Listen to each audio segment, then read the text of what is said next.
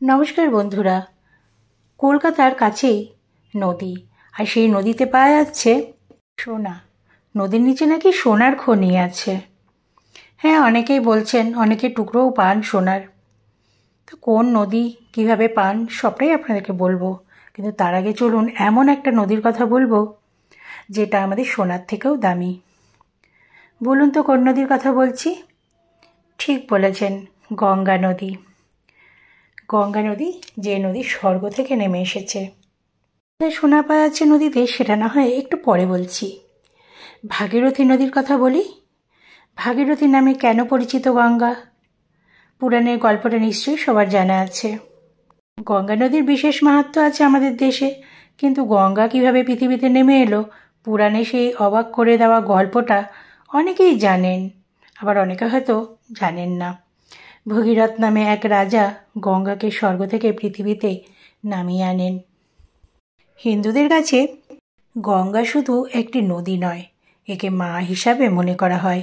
সেই কারণে গঙ্গাকে মা গঙ্গা বা গঙ্গা মাতা বলা হয়।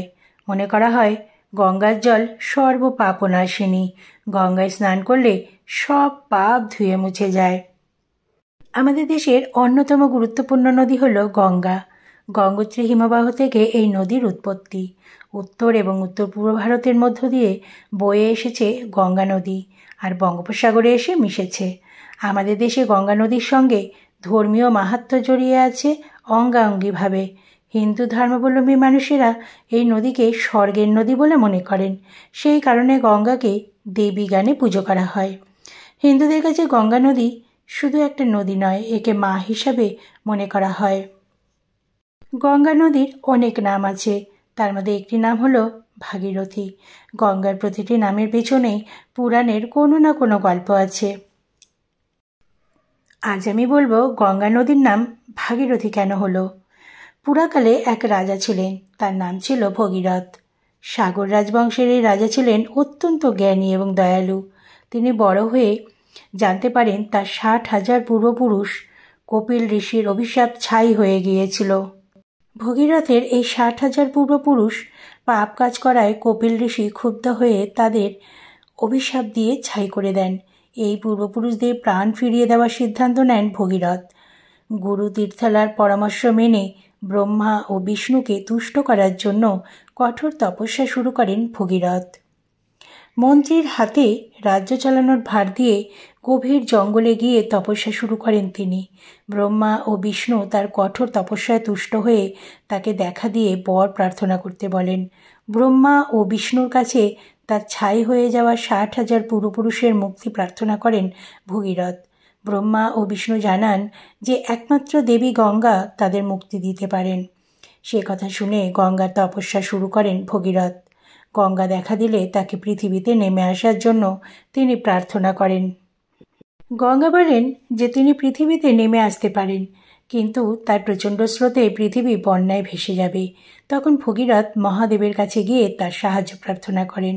পুরো বিষয়টা জেনে মহাদেব জানান যে তিনি গঙ্গাকে নিজের জটায় আবদ্ধ করে ফেলবেন। তারপর সেখান থেকে ধীর স্রোতে গঙ্গাকে পৃথিবীতে পাঠাবেন। এর ফলে গঙ্গার পুণ্য স্রোতে পৃথিবী সুজলা সুফলা হয়ে উঠবে। মহাদেবের প্রস্তাবে সম্মত হয়ে গঙ্গা তার জটার অবস্থান করেন। সেখান থেকে নিয়ন্ত্রিত হয়ে স্রোতে তিনি পৃথিবীতে নেমে আসেন। গঙ্গার স্পর্শে ভগীরথের 60,000 পূর্বপুরুষ মুক্তি পান। ভগীরথ গঙ্গাকে পৃথিবীতে নিয়ে এসেছিলেন বলে এই নদীর আরও একটি নাম হলো ভাগীরথী। তাহলে বলুন বন্ধুরা, সোনার থেকেও দামি হলো না আমাদের এই গঙ্গা নদী? এই গঙ্গা নদীর জল আমাদের সমস্ত পবিত্র কাজে লাগে। আমাদের হিন্দুদের দেহাবশেষ যে নাভি থাকে সেটাও কিন্তু গঙ্গায় ভাসিয়ে দেওয়া হয় মোক্ষ লাভ করার জন্য। সোনা কোন নদীতে পাওয়া যাচ্ছে সেটা তো প্রথমে বলেছিলাম, নামটা হয়তো বলিনি, এখন বলছি। এই নদী এমন নদী, জল চাইলে সোনা দেয়, গল্প নয়। ঝাড়খণ্ডের সুবর্ণরেখা সোনার খনি। জলের স্রোতে নদীতে বয়ে আসে স্বর্ণখণ্ড। বাংলা সুবর্ণরেখা আর হিন্দিতে এর নাম স্বর্ণরেখা। নামটাই তো সোনা, তা সোনা তো ভেসে আসবেই বলুন। স্বর্ণরেখা আর তার উপনদী করকরিতে পাওয়া যায় সোনার টুকরো। ঝাড়খণ্ডের রাঁচির কাছে উৎপন্ন হয়ে এই নদী পশ্চিমবঙ্গ এবং উড়িষ্যার মধ্য দিয়ে প্রবাহিত হয়েছে। রাঁচি শহর থেকে এই নদীর দূরত্ব মাত্র 16 কিলোমিটার। নদীর দৈর্ঘ্য 474 কিলোমিটার।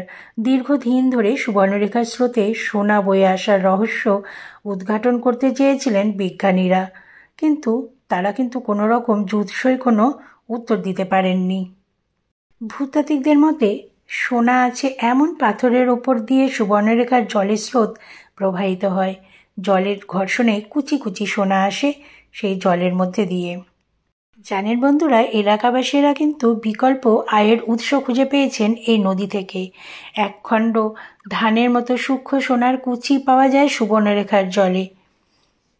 এই এলাকার মানুষজন সকাল থেকে নদীতে চলে যান সোনা খুঁজতে। আর এখানকার এলাকার নাম কিন্তু সোনাঝুরি। সোনা পাওয়া যায় তো, তাই জন্য এখানকার এলাকার নাম সোনাঝুরি। তাহলে বন্ধুরা জানলেন যে কোন নদীতে সোনা পাওয়া যায়, সে সোনা পাওয়া যাক। কিন্তু ভাগ্যিস গঙ্গা নদী আমাদের স্বর্গ থেকে নেমে এসেছিল, তাই আমরা গঙ্গায় স্নান করতে পারি, আমরা মোক্ষ লাভ করছি, আমরা পাপ ধুয়ে মুছে ফেলছি, আর পুজোর কাজে লাগছে। খুব ভালো লাগে বলুন যখন গঙ্গায় স্নান করতে যাই আমরা। তো বন্ধুরা, আশা করি আপনাদের খুব ভালো লেগেছে ভিডিওটি। তো আপনাদের কেমন লাগলো সেটা আমাকে কমেন্টে অবশ্যই জানাবেন। আর ভালো লাগলে লাইক করবেন, শেয়ার করবেন। দেখুন আমাদের এই গঙ্গা নদীর কত মহিমা। কুম্ভমেলা প্রয়াগ এবং হরিদ্বারে গঙ্গার তীরেই অনুষ্ঠিত হয়, তাই না? গোদাবরী নদীর তীরে ত্র্যম্বকেশ্বর, নাসিকে কুম্ভমেলা অনুষ্ঠিত হয়। ঋষি গৌতম গঙ্গাকে গোদাবরী নামে ত্র্যম্বকেশ্বর নাসিকে নিয়ে আসেন।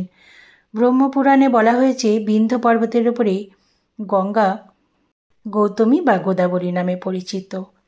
কুম্ভমেলা ক্ষিপ্রা নদীর তীরে উজ্জয়িনে অনুষ্ঠিত হয়। পবিত্র নদীটি প্রথমে উত্তর দিকে প্রবাহিত হয় এবং পরে পূর্ব দিকে প্রবাহিত হয়। বলা হয়ে থাকে যে নদীটি যেখানে পূর্ব দিকে মোড় নেয় সেই স্থানে গঙ্গা তার সাথে মিলিত হয়েছিল